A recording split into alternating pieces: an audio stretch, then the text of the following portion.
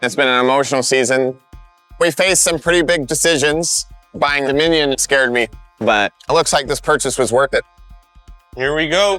20, 40, 139.35. So 140 ounces, I mean, who won't take that, right? Yeah. Parker Schnable just mined more gold than most miners see in a lifetime, a staggering sum of nearly $15 million. This isn't just a win, it's a historic season that has exceeded all expectations, coming in more than 2,000 ounces above the ambitious goal. Tune in to Parker and his team as they faced one disaster after another, from broken machines to brutal setbacks, but turned each challenge into another step towards greatness. Turning dirt to millions. Recently, the young miner pulled off a jaw-dropping season on Gold Rush, bringing in what many would call an unbelievable amount of gold. With a total haul of over 7,300 ounces, it's clear this was no ordinary season. To put it plainly, this was a record-smashing, jaw-dropping kind of success that few in the mining game can even dream of achieving. But behind the goal lies a twist that could change everything. Parker didn't just meet expectations, he obliterated them. The goal for his team was a hefty 5,000 ounces of gold, which already seemed ambitious enough. But ending up with over 2,000 more ounces than planned? That's a whole new level of hitting the jackpot. It's the kind of win that makes people's jaws drop and their eyes widen. Parker's reaction was pure amazement at the sheer scale of what they'd achieved. This wasn't just luck or some fluke, though. Parker and his crew played their cards smartly. They had a rock-solid plan, ran their operations like a well-oiled machine, and got a little boost from the market conditions. Gold prices were riding high and fuel costs stayed surprisingly low. That's the kind of combo that can turn a good season into a record-breaking one. On top of that, Parker has been pouring time, energy, and money into making his operations bigger and better. New equipment? Absolutely. More land to dig on? Without a doubt. Everything's been pointing toward taking things up a notch, and boy did they. But let's not pretend it was all smooth sailing. Mining is tough, like everything goes wrong at once tough. Parker and his team hit plenty of roadblocks along the way. Machines broke down when they were needed most, logistics turned into a nightmare, and the environment wasn't exactly kind. It's the kind of stuff that can make or break a mining season.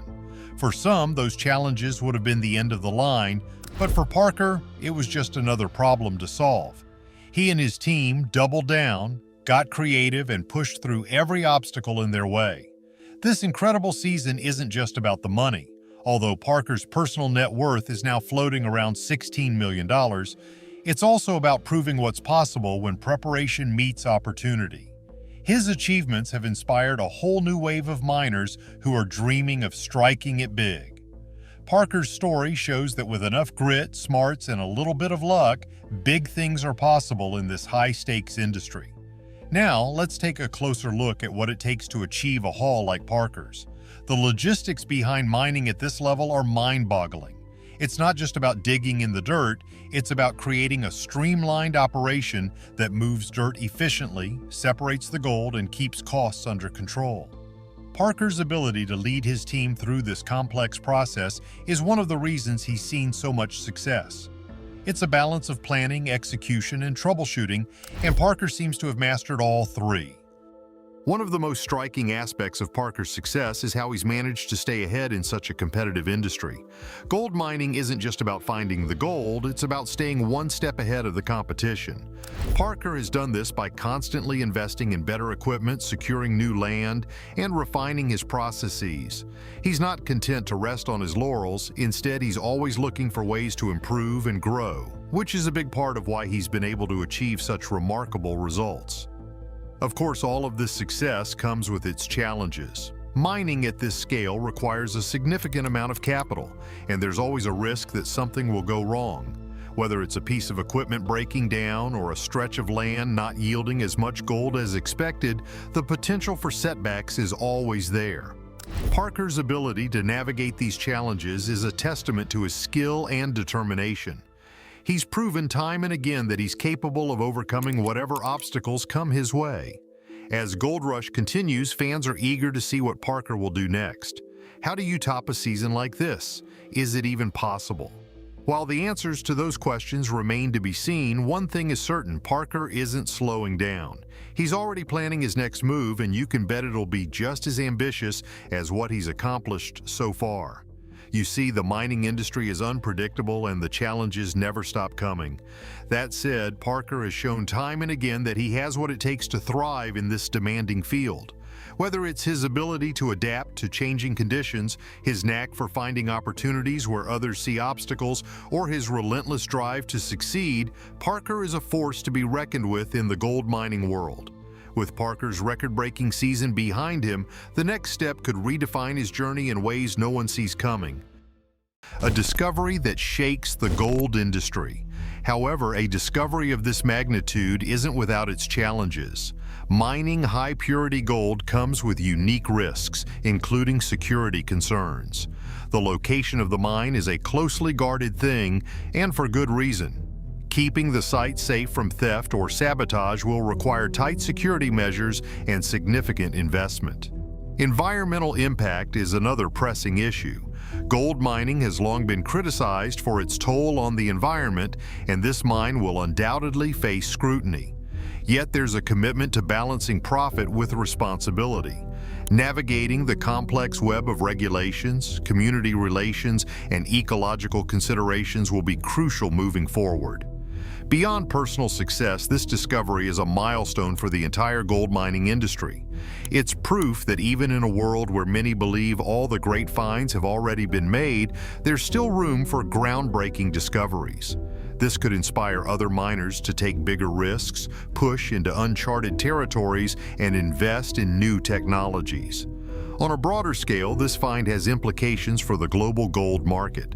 While a single mine isn't likely to shift gold prices dramatically, the buzz surrounding such a discovery could drive increased interest in gold as an investment. Investors might flock to gold markets, creating a ripple effect that benefits the industry as a whole. What makes this path so compelling is that it's about more than just gold. It's a story of ambition, resilience, and the willingness to bet it all on a dream. Rising from a teenager running a small family mine to uncovering one of the richest gold deposits ever is a testament to what's possible when hard work meets opportunity. This discovery is also a testament to how mining has evolved. Gone are the days when prospectors relied solely on luck and rudimentary tools. Today's miners use cutting-edge technologies, big data, and advanced analytics to uncover riches hidden deep within the earth. This success is a shining example of how modern mining methods can yield incredible results. Looking ahead, the challenges and opportunities are immense. The world will be watching closely as the next phase of this project unfolds. From extracting the gold to managing its impact, every decision will be scrutinized. But if history is any guide, these challenges will be faced head-on, just as they always have been. As the dust settles on this monumental discovery, it's clear that this isn't just mining. It's trailblazing, innovating, and proving what's possible in a field that demands everything from those who dare to succeed. This is just the beginning of what promises to be an exciting new chapter in an extraordinary career. While the discovery is remarkable, it also raises a big question. What other hidden treasures might still be out there? The success serves as a reminder that even in the most explored corners of the earth, there are still wonders waiting to be found. And for those willing to put in the work, the rewards can be beyond imagination. Parker's name will likely echo for years in the mining world, inspiring those who come after him to dig deeper, push harder, and take risks that others wouldn't dare. Each nugget pulled from his now famous mine stands as a testament to what's possible when passion meets perseverance. Yet this isn't just a personal victory, it's a global story, one that shows how one person's determination can alter the course of an industry. The sheer purity of the gold Parker uncovered has set a new standard, raising the bar for all who follow. It's not just gold, it's a legacy being forged, 1 ounce at a time. The high-purity mine serves as a reminder that nature still holds things beneath its surface, waiting for those brave enough to seek them out. Parker's discovery has proven that there are untapped riches out there, but they're reserved for the persistent and the daring. As he digs deeper into this historic find, the world waits to see what more he can uncover. With each passing day, this discovery grows in importance. symbolizing the endless potential of the Earth's hidden treasures. As news of big finds spread, other miners and their daring efforts brought even more excitement and challenges. How the stars of Gold Rush struck it big. The story of the biggest gold discoveries in the show Gold Rush isn't just about striking it rich, it's about grit, risks, and jaw-dropping transformations. The miners featured have become larger-than-life figures, each carving their name into the history of modern mining. Beyond Parker Schnabel's high-profile finds, the show has been packed with unforgettable moments and jaw-dropping successes from the likes of Todd Hoffman, Tony Beats, Rick Ness, and the daring Dakota Boys. Let's take a closer look at how these miners turned dirt into fortune and failures into redemption. When Todd Hoffman and his crew kicked things off in Season 1 at Porcupine Creek, Alaska, they had no idea how grueling the gold mining game could be. These rookies battled constant equipment breakdowns and unpredictable weather. By the end of the season, their haul was a modest 14 ounces, a far cry from the riches they had dreamed of, but they weren't about to throw in the towel. In Season 2, they moved to the legendary Quartz Creek in the Yukon, managing to pull nearly 94 ounces of gold from the ground. Their big moment, however, came in Season 3 when they mined a staggering 800 ounces. That haul, worth over $1 million, cemented their place in the gold mining world. Meanwhile, Tony Beats, known far and wide as the King of the Klondike, was busy racking up one of the most impressive records in the show's history. Tony's no-nonsense style and massive dredging operations have made him a fan favorite. By Season 5, his crew had already established themselves as serious players. In Season 6, they unearthed over 700 ounces, but it wasn't until Season 8 that they really hit their stride, pulling in more than 3,600 ounces. Season after season, Tony and his family-run crew kept pushing boundaries, reaching a jaw-dropping total of over 4,600 ounces in Season 12. It's clear Tony Beats' mining empire is not just surviving, it's thriving. Then there's Rick Ness, a miner who started as Parker Schnabel's right-hand man before stepping into the spotlight. Rick's decision to strike out on his own in Season 9 was a gamble, but it paid off big time. His rookie year as a mine boss saw his team pull in over 1,000 ounces of gold. While the following season proved tougher, with only 500 ounces recovered, Rick bounced back. By Season 12, his team matched their debut performance, securing just over 1,000 ounces. Rick's path from sidekick to leader shows that resilience and risk-taking are what the gold game is all about. The Dakota Boys, Fred and Dustin Hurt, are another story altogether. Known for their wild, high-risk mining methods, these two have ventured where few dare to tread. Their operation at Porcupine Creek in Season 2 yielded 80 ounces, but that was just the beginning. Their reputation grew as they took on increasingly dangerous digs, including underwater mining expeditions and remote mountain claims. They've shown that sometimes the biggest rewards come to those willing to take the craziest risks.